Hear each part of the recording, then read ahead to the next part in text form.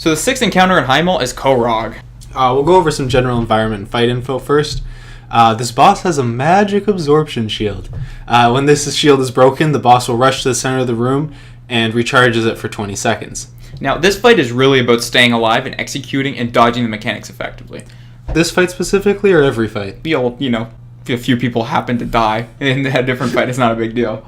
Okay, so just to start off, the range for the most part will be stacked together, only spreading apart for one ability. The melee will obviously be on the boss, and at one point we'll also need to stack with the range, but more on that in a little bit. So, to go through all the abilities the boss uses, they all really, really just know how to get under your skin, by the way.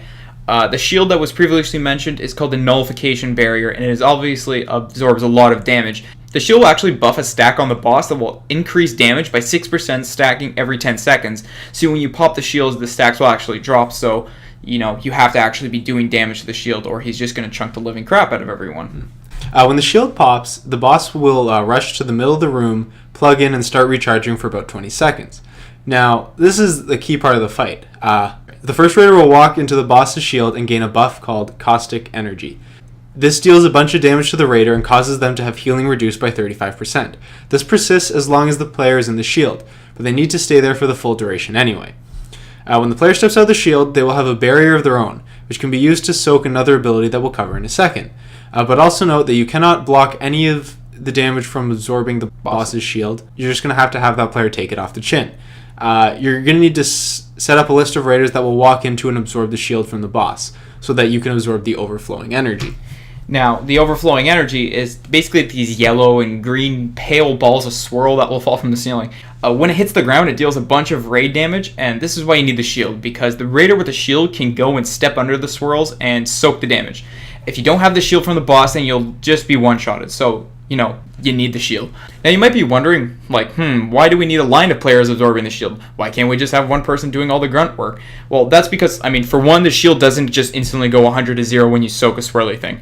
And two, more and more overflowing energies will spawn as the fight progresses, so you'll need more and more people to deal with them. It does always seem that there is one more overflowing energy than you'll have people to absorb, but one by itself really doesn't do all that much damage. Healers just need to be ready to quickly check out a few AoE heals.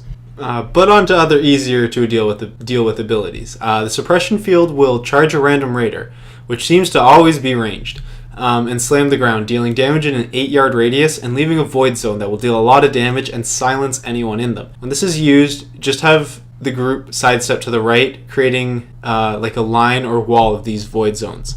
This does a bit of damage, so getting caught slipping in it should really be avoided.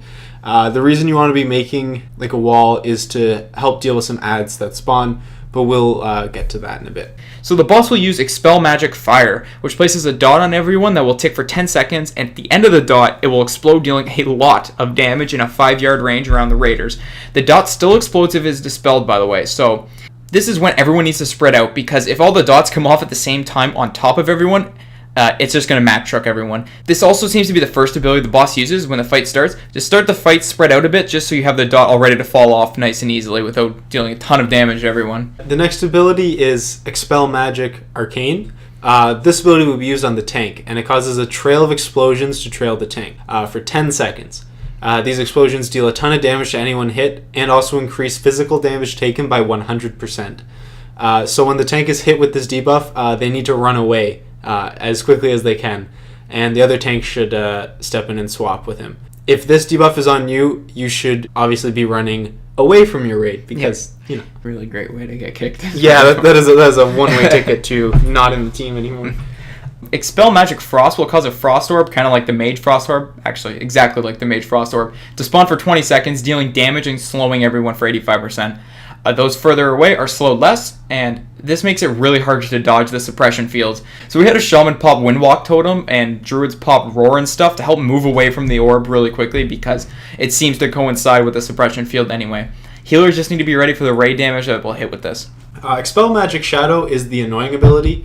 It will cause everyone to take a debuff that will absorb healing. We rotated healing cooldowns to deal with this.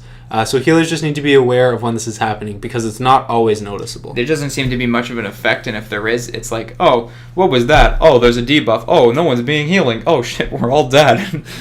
There's a lot of O's, and followed by a few O craps, and then just one drawn out like,